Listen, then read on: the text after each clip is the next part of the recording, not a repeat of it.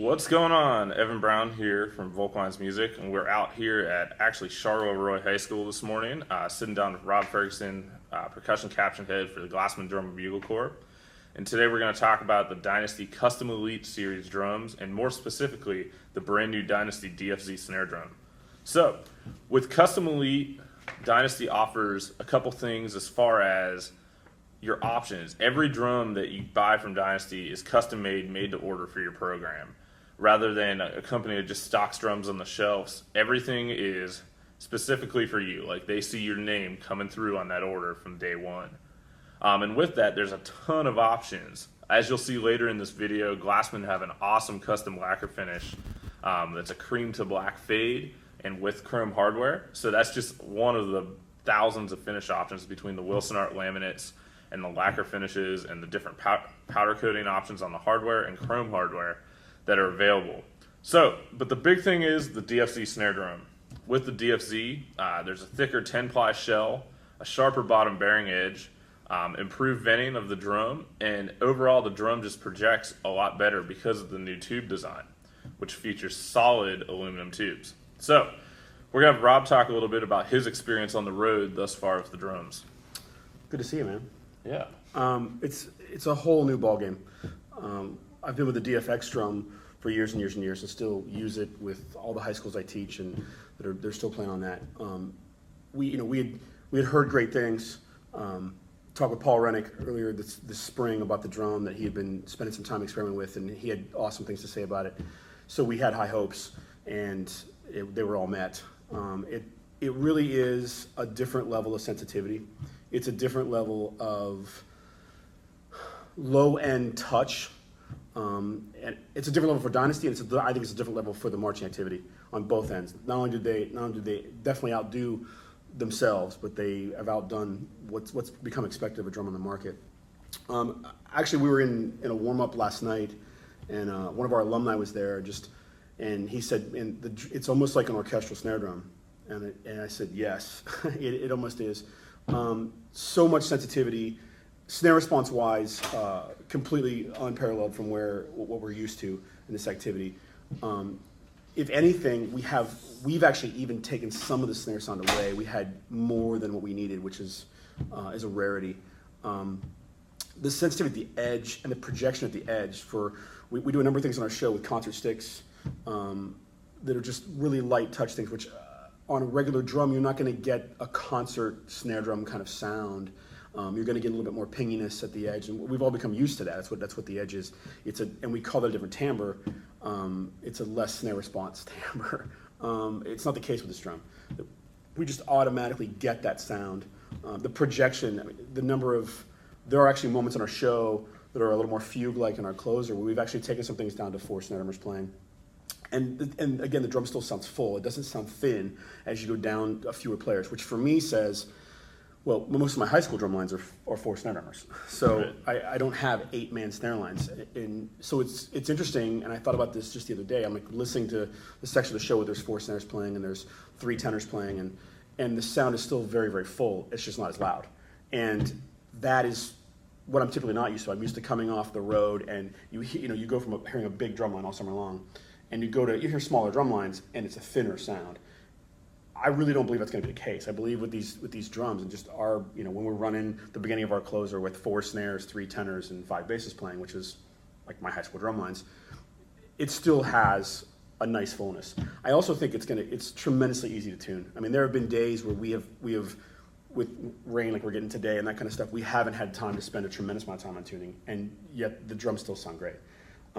It doesn't take a tremendous amount of tweaking or some magic formula. We found that we run our bottom heads pretty high, and that helps our sensitivity a bunch, but it's also allowing us to run the tops at a really mid-range, comfortable level where the guys like them. They feel better. And you're not playing on a tabletop, and it's not, the control with like a concert stick is easier. Right. And the drum's warmer. And for the bandagers out there, it's not that glassy snare sound that's going to make it really hard for it to blend with your woodwinds. And I think that's the thing, the drum blends well. We, in our approach, and from the way I write, I'm not looking for the snare sound to be sitting out by itself. in the mix. And that's what I love is this drum sounds awesome by itself, and it also sounds incredible in terms of blending in darker ensembles, like the baritones and the snare line playing. The snare line's not in a completely different timbre range. So it's just been exciting. I mean, the tenors, they've changed some of the bearing edges on the tenors. It's clear. Like the 12-inch drums they are like their own atmosphere now. They've changed some bending on the bass drums. I mean, to look at those drums, you don't see the differences in those drums. You see the difference in the custom-made snare. And the look it's incredible. We asked him for a cream to black. It's the Glassmen colors, and they just knocked it out of the park. I mean, we didn't have to explain it. We sent a little piece of fabric and they're gorgeous. So right.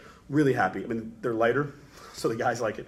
They're like I think they're a pound, something right. like that, lighter, pound and a half lighter. And with the SEM mounts and all that kind of stuff, we've had no maintenance issues.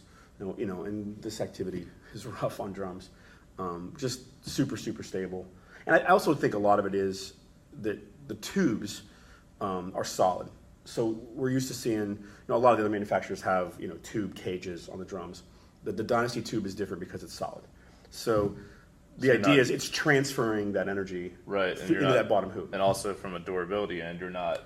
No, we haven't done it, but I think we could hit that tube and it's not going to bend. It's not going to bend. Yeah. I mean, the drum is stable that way.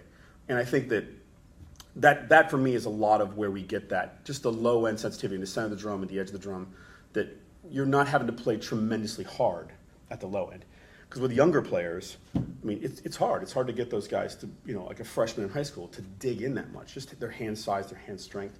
And I think this drum, you can be a little more relaxed, and the drum still speaks well, the snares speak well, because we're not working so hard to get that bottom head moving and getting the snares moving, because the drum's helping us get the bottom head moving and helping us get the snares moving. They changed this. The snare guts are different. There's a little bit of texture to them. So I feel like they respond a little quicker. There's a little bit less rasp. I don't know if that's a good word or not. Right. But it's just a little clearer. But again, I think it's a game changer. I think it's a game changer. So on the new DFZ, what head combo did you find works well? We love the Remo stuff. We're Remo core. We use a Black Max on top. I've been a fan of the Black Max forever, never. We use the Flam XT on the bottom.